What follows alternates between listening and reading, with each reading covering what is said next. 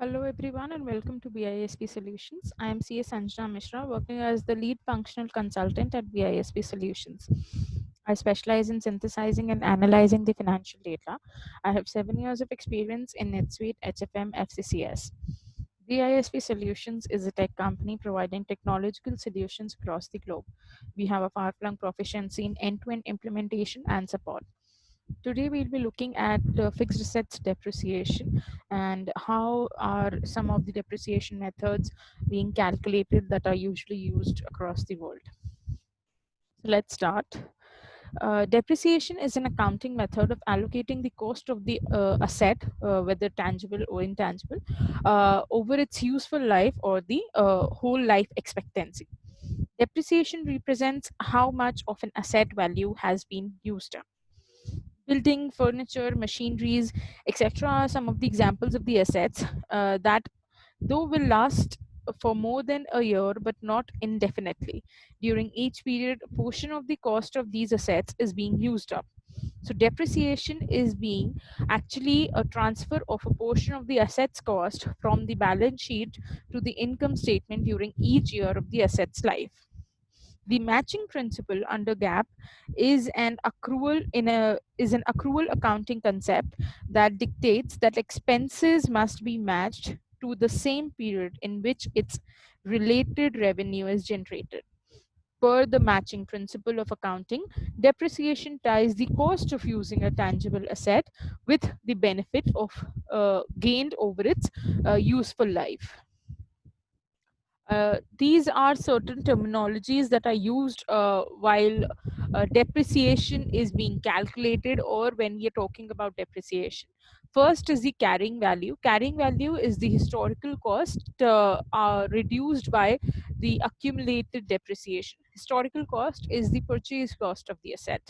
Accumulated depreciation is the sum of all the depreciation that is recorded on an asset to a specific date or to a specific period. Salvage value is the carrying value of an asset after all the depreciation has been taken off. That means after the depreciation has been deducted, whatever value is left, that is known as the salvage value. Or usually it is also known in common language the value that the company or the organization is going to get if once the useful life ends of the asset and that asset is to be resold. Useful life or the service life of an asset to an enterprise usually relates to the anticipated period of productive use of the item or of the asset.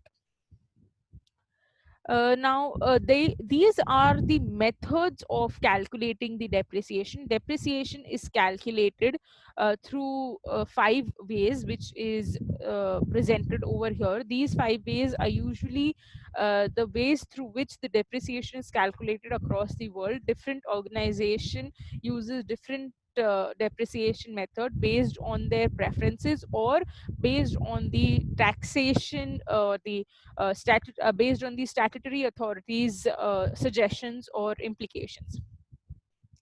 Starting with straight line, depreciating assets using the straight line method is typically the most basic way to record the depreciation. It reports equal depreciation expense each year throughout the entire useful life until the entire asset is depreciated to its salvage value. Next comes is the declining balance. The declining balance method is an accelerated depreciation method. This method depreciates the machinery or any asset at its straight line depreciation percentage times its remaining depreciable amount each year. Because an asset's carrying value is higher in earlier years, the same percentage causes a larger depreciation expense amount in earlier years, declining each year. Double declining balance method is another accelerated depreciation method. After taking the reciprocal of the useful life of the asset and doubling it, this rate is actually applied to the depreciable base book value for the remainder of the asset's expected life. Then comes is the sum of the years digits method. that allows for that is also an accelerated depreciation method.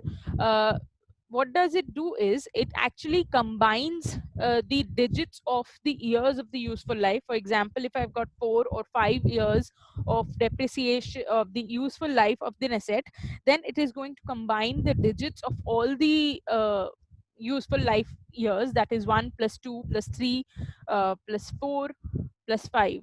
So that means it is going to actually get a total of 15. Then each digit is then divided by the sum to determine the percentage by which the asset should be depreciated each year, starting with the highest number in year 1.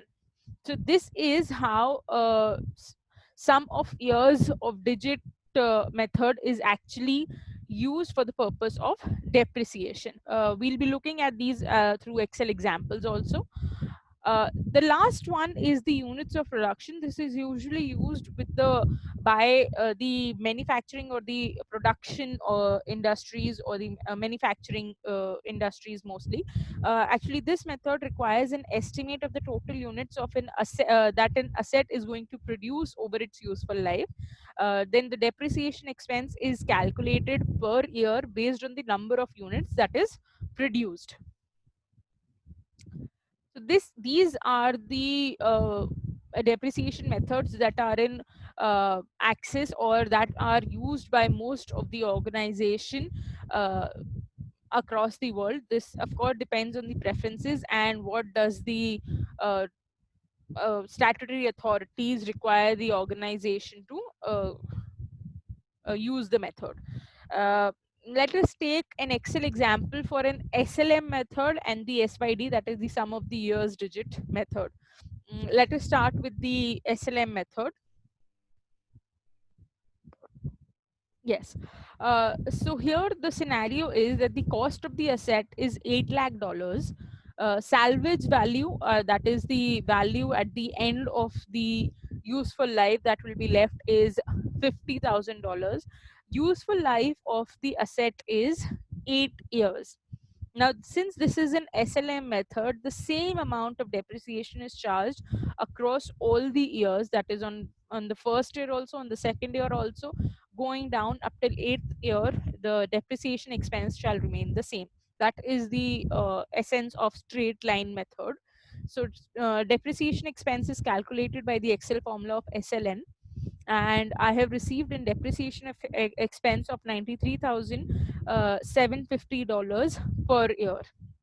Starting from the year of purchase, the year of purchase is 2012. So the value on 1st of January is $8 lakh. Depreciation expense, as you can see, is same for all the years. This is accumulated depreciation, that is depreciation till date. Here the accumulated depreciation is taken up till 31st of December of every year. So this is the accumulated depreciation up till 31st of December 2012, and this is the value of the asset on 31st of December. Then on 1st of January 2013, the value of the asset is what was the closing balance of the asset on 31st of December 2012, that is 7 lakh $6,250. Now the depreciation expense again is same of $93,750. Accumulated depreciation for the second year is 93 plus 750 plus 93,750, which is 187500. Then the value on 31st of December 2013 is $6,12,500. And similarly, the whole schedule is calculated up till for the next 8 years, that is up till 31st of December 2019. And on 31st of December 2019, the value so balance that is left at the end of the useful life of the asset is $50,000. That is the salvage value of the asset. Hence, there is also a way. This is also a way of clearing or clarifying that whether the depreciation charge, the accumulated depreciation calculation, and all the calculations that are done into the schedule are true or not, when the salvage value is this salvage value is exactly equal to the value that is left into the asset account at the end of its useful life. So this is an SLM method of calculating the depreciation. Now going on to the SYD schedule, that is the sum of your digits method.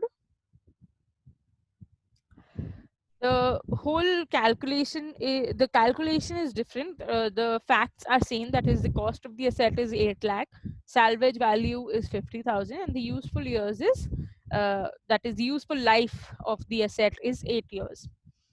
Now in SYD method, the total cost to be depreciated is 7,50,000. The reason being 50,000 is the salvage value. So the total cost that needs to be depreciated is $7,50,000. Now in SYD, the sum of all the uh, digits of the years is calculated. That means there are 8 years, so 8 plus 7 plus 6, 5, 4, 3, 2, 1. So a calculation of all these is done, which comes down to 36, and then a percentage is calculated. Based on this calculation, that is 8 divided by 36, a percentage is calculated depending on the number of years divided by the total of the sum of the digits, and with that percentage the depreciation expense for that year is calculated. Now the year 2012 is given the highest weightage. The reason being, now there are 8 years left as on 1st of January for this machinery. So the machinery will be more useful.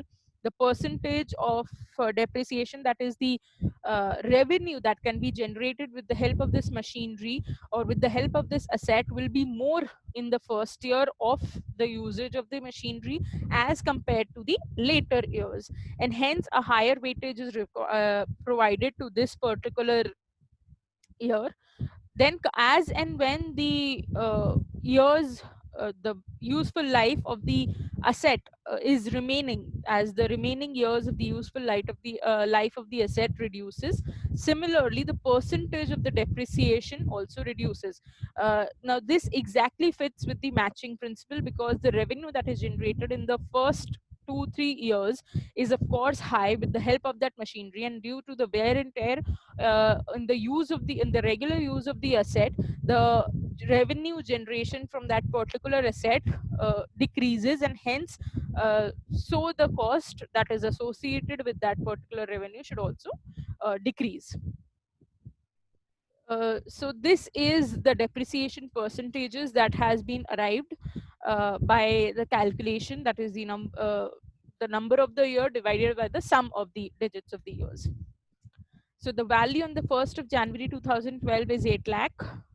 Depreciation expenses has been calculated, that is $7,50,000 into the depreciation percentage.